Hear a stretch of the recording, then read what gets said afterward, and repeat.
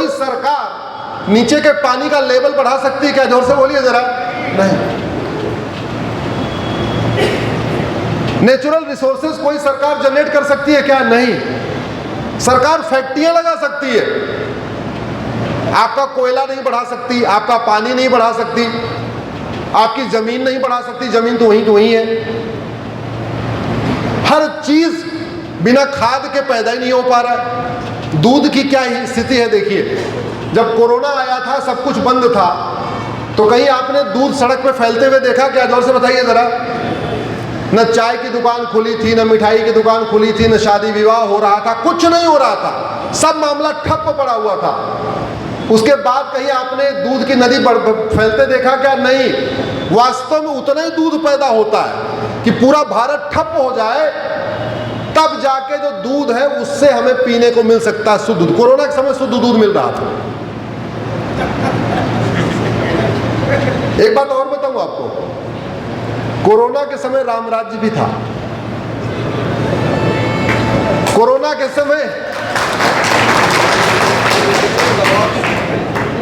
समय चोरी हो रही थी क्या? जोर से बोलिए।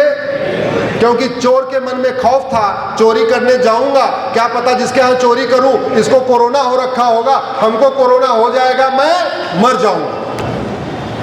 कोरोना के समय झपटमारी हो रही थी क्या? नहीं। मन में खौफ था, मोबाइल छीनूं, क्या पता इसको कोरोना हुआ होगा, मुझे कोरोना हो जाएगा। कोरोना के समय बलात्कार भी नहीं हो रहा था, क्योंकि दिमाग कितना ही दूषित हो, लेकिन मन में यह खौफ था, किसी बेटी को हाथ लगाऊंगा, क्या पता इसको कोरोना हो रखा हो, मुझको कोरोना हो जाए, मैं मर जाऊं। चाहे वो चोर हो, चाहे डकैत हो, चाहे आतंकवादी हो, चाहे अलगाववादी हो, चाहे माओवादी हो, चाहे नक्सली हो, चाहे जिहादी हो, चाहे बलात्कारी हो, सबको अपनी जान प्यारी होती है। ये कोरोना ने सबको सिखाया कि नहीं सिखाया? जोर से बताइए जरा। अगर हमारा कानून कोरोना जैसा खौफ पैदा कर दे, तो फिर से चोरी, लूट, झपटमारी बंद हो सकती है कि नहीं? जैसा खौफ कोरोना ने पैदा किया, वैसा ही खौफ हमारे कानून से पैदा हो जाए। कोई दूसरे की जमीन पे कब्जा करेगा क्या? कोई ड्रग बेचेगा क्या? कोई ह्यूमन ट्रैफिकिंग करेगा क्या? कोई हथियार लेके बेचेगा क्या? कोई कुछ और का कारोबार नहीं करेगा। भारत में सतयुग लाना है तो वही करना पड़ेगा, कोरोना जैसा खौफ। क्योंकि 99% लोग अच्छे होते हैं, सारी खुरापात 1% लोग करते हैं, तो 99% जो लोग अच्छे हैं उनको कोई जरूरत ही नहीं है। हाँ, 1% जो दिक्कत कर रहे हैं उन्हीं के लिए आपको कोरोना जैसा कानून बनाना पड़ेगा। फिर बाद में आता हूं जनसंख्या विस्फोट पे, टॉपिक चेंज हो गया था। जल जंगल जमीन की समस्या मूल कारण जनसंख्या विस्फोट, रोटी कपड़ा मकान की समस्या मूल कारण जनसंख्या विस्फोट, गरीबी का मूल कारण, जोर से बोलिए जरा, जनसंख्या विस्फोट, बेरोजगारी का मूल कारण जनसंख्या विस्फोट, कुपोषण का मूल कारण जनसंख्या विस्फोट, प्रदूषण का मूल कारण जनसंख्या विस्फोट, सड़क पर भीड़ जनसंख्या विस्फोट, रेलवे में भीड़ जनसंख्या विस्फोट, तहसील में भीड़ जनसंख्या विस्फोट, हॉस्पिटल में भीड़ जनसंख्या विस्फोट। और जनसंख्या विस्फोट कैसा हो रहा है? मैं एक जगह भी गया था, 22 बच्चे, मां को नाम ही याद नहीं, 22 बच्चे, 16 बच्चे, 18 बच्चे, 20 बच्चे, 22 बच्चे। भगवान श्री राम आके अगर भारत में राज करना शुरू कर दे तो भी भारत की गरीबी, भूखमरी, कुपोषण, प्रदूषण नहीं खत्म कर सकते। मैं गारंटी के साथ कहता हूं, किसी व्यक्ति के बस में तो है ही नहीं है।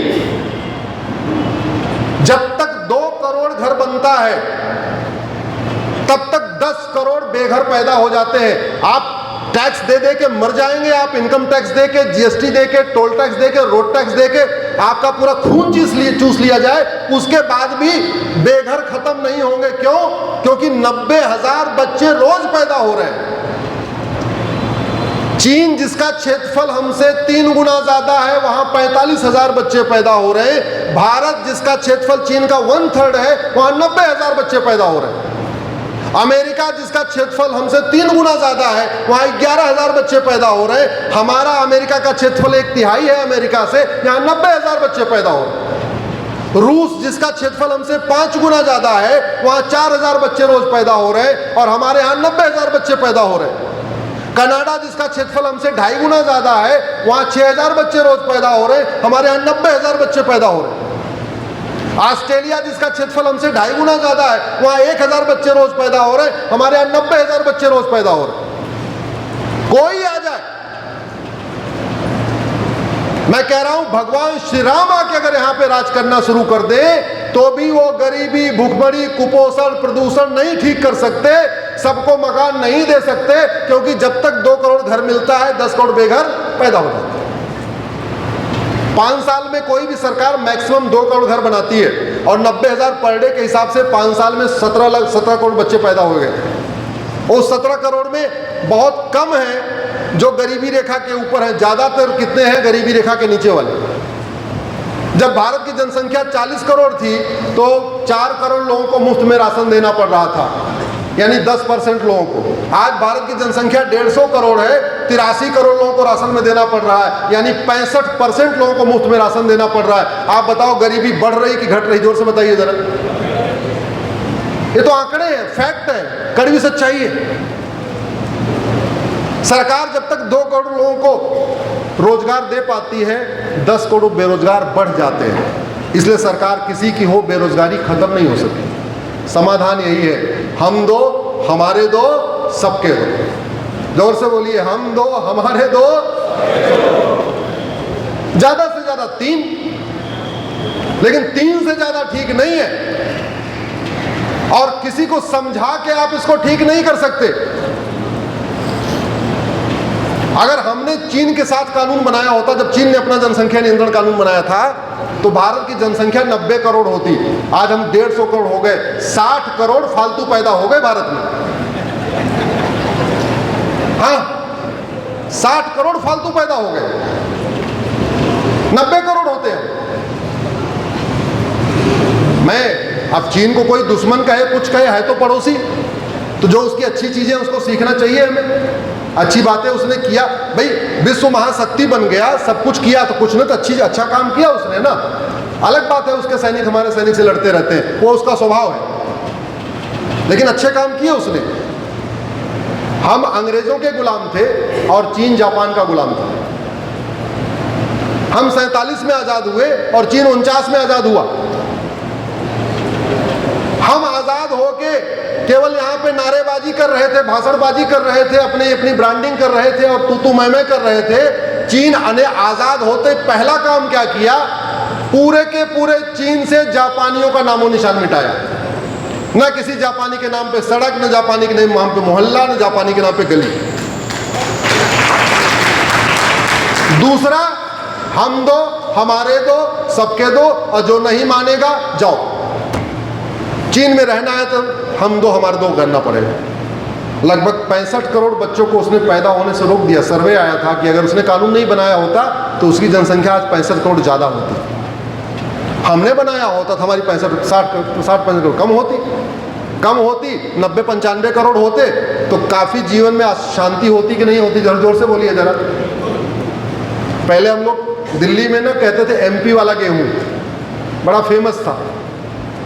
ये हुआ भाई पंजाब वाला गेहूं बहुत यूरिया पड़ रही है, बहुत कैंसर पैदा हो रहा है, अब पंजाब वाला गेहूं नहीं खाएंगे, तो 3-4 रुपए महंगा दे के हम लोग एमपी का गेहूं खाते थे। बाद में पता चला जितनी खाद पंजाब वाले डाल रहे हैं उतनी खाद एमपी वाले भी डाल रहे हैं। हम लोग गलतफहमी में एमपी वाला गेहूं खरीद रहे हैं कि ये तो नेचुरल है, ये तो प्राकृतिक है, ये बिना खाद वाली है। पता चला खाद में पंजाब और एमपी का टक्कर चल रहा है। और जानते हैं कैंसर की बीमारी का मूल कारण वही है। ये बिना खाद के जो कुछ पैदा नहीं हो पा रहा, जो खाद जा रही है हमारे पेट शरीर में, चावल के माध्यम से, दाल के माध्यम से, गेहूं के माध्यम से, सब्जी के माध्यम से, जो पेस्टिसाइड जा रही है भिंडी के माध्यम से, करेला के माध्यम से, आधी बीमारियों की मूल कारण वही है। तो अल्टीमेटली जनसंख्या विस्फोट का दुष्परिणाम यह है कि बीमारियां बढ़ रही हैं। और बीमारी ऐसा नहीं केवल उसकी बढ़ रही है जो जनसंख्या विस्फोट कर रहा है, बीमारी किसकी बढ़ रही है? जो हम दो, हमारे दो कर रहा है। तो आप जबरदस्ती बीमार पड़ रहे नकली खा खा के। बच्चा कोई और पैदा कर रहा है, उसके लिए घर बनवाने के लिए जीएसटी आपको देना पड़ रहा है। बच्चा कोई और पैदा कर रहा है, उसको फ्री में आयुष्मान कार्ड 5 लाख वाली योजना आपको भरना पड़ रहा है। उसका कोई चीज मुफ्त में होती है क्या सर? बताइए जरा, मुफ्त में होती है कि नहीं होती है? तो मतलब पैदा कोई और करे और पालन पोषण कोई और करे। वो पैदा किए जा रहे हैं, आप उनके लिए मुफ्त में राशन की व्यवस्था करो, उनके लिए अनाज की व्यवस्था करो, उनके लिए लोन की व्यवस्था करो, उनके लिए वजीफा की व्यवस्था करो, उनको मकान दो, उनको ये दो, और नहीं दोगे तो अरे दे ही नहीं रही सरकार, कैसी है भैया? समाधान यही है कि भारत में यूनिफॉर्म सिविल कोड लागू किया जाए और एक हम दो हमारे दो सबके दो इस नियम को लागू किया जाए। एक बात आपको बता दूं, जिस यूनिफॉर्म सिविल कोड की हम बात करते हैं वो केवल भारत के संविधान में नहीं लिखा हुआ है। कड़वी सच्चाई ये है कि मानव इतिहास में सबसे पहले यूनिफॉर्म सिविल कोड लागू करने वाले भगवान श्री राम हैं। उस धरती पे, मानव में इस धरती पे पहला कोडिफाइड रिटन लॉ मनुस्मृति है। मनुस्मृति के पहले कोई भी नियम कानून लिखित में नहीं था, सब मौखिक चल रहा था। पहला रिटन कोडिफाइड लॉ क्या है? जोर से बोलिए जरा, मनुस्मृति। और ऐसे ही मानव इतिहास में सबसे पहले यूनिफॉर्म सिविल कोड लागू करने वाले भगवान श्री राम हैं। उस जमाने में लोग 3-3, 4-4 विवाह किया करते थे और भगवान श्री राम तो चक्रवर्ती नरेश थे। ऐसा कोई राजा नहीं रहा होगा जो भगवान श्री राम को अपना दामाद नहीं बनाना चाहता होगा। इसके बाद भी भगवान श्री राम ने एक विवाह किया, लक्ष्मण जी ने एक विवाह किया, भरत जी ने एक विवाह किया, शत्रुघ्न जी ने एक विवाह किया, क्योंकि पहले उस समय परंपरा थी यथो राजा तथो प्रजा, जैसा राजा व्यवहार करता था प्रजा उसको फॉलो करती थी। ये कोडिफाइड लॉ था। दूसरा, भगवान श्री राम के कितने बच्चे? लक्ष्मण जी के, भरत जी के, शत्रुघ्न जी के। कभी हमने दिमाग नहीं लगाया कि बिना कुछ ऐसे कैसे हो गया कि 4 के चारों भाइयों के 2 ही 2, न किसी को 1, न किसी को 3, 4 के चारों भाइयों ने एक ही एक विवाह किया, 4 के चारों भाइयों के 2-2 बच्चे। मानव इतिहास में सबसे पहले भगवान तुलसीदास जी लिखते हैं, द्विसुत सीता सुंदर जाए लौकुश वेद पुराणन गाए। इसका वर्णन भी है रामचरितमानस में, वाल्मीकि जी ने भी लिखा हुआ है। मानव इतिहास में सबसे पहले यूनिफॉर्म एजुकेशन सिस्टम राजा रघु ने लागू किया था, जो भगवान श्री राम के परदादा थे। और मानव इतिहास में सबसे पहले यूनिफॉर्म सिविल कोड भगवान श्री राम ने लागू किया था। हम दो हमारे दो का कानून भगवान श्री राम ने लागू किया था। भारत का संविधान भी कहता है कि भारत में जनसंख्या नियंत्रण कानून बनाओ। आज सबसे आग्रह है, एक बार शेड्यूल 7 खोलिए, लिस्ट 3 इंटी नंबर 28A, साफ साफ लिखा हुआ है population control and family planning. तो भारत का संविधान भी कहता है, भारत की 50% समस्याओं का मूल कारण भी यही है। इसलिए अब समय आ चुका है कि भारत में यूनिफॉर्म सिविल कोड लागू हो, और यूनिफॉर्म सिविल कोड में हम दो हमारे दो पहला चैप्टर होना चाहिए, बाकी सब बाद में चैप्टर होने चाहिए। इसी के साथ मैं अपनी बात खत्म करता हूँ। भारत माता की